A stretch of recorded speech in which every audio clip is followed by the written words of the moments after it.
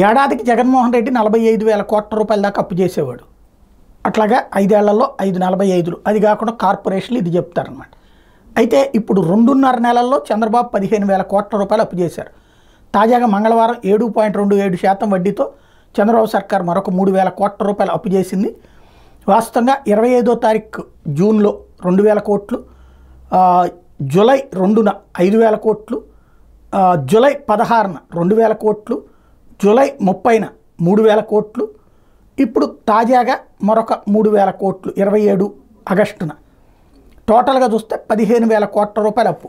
ఇది కాకుండా ఇంకా ఇప్పుడు ప్రపంచ బ్యాంక్ అప్పు ఓకే అయితే అది ఇంకొక 15,000 కోట్లు అవుతుంది. ఇది డైరెక్ట్గా రిజర్వ్ బ్యాంక్ దగ్గర తీసుకున్నటువంటి అప్పు 15,000 కోట్లు అవుతుంది. అప్పు తప్పు కాదు, నేను ముందే చెప్తున్నా. ఎఫ్ఆర్బిఎం నిబంధనలకు లోబడి వచ్చేటటువంటి అప్పే. కాకపోతే అంతకుముందు మాత్రం ఆ అప్పు తప్పని ఒప్పించారు. ఇప్పుడు అది తప్పని మాట్లాడేవాళ్ళు కూడా లేరు.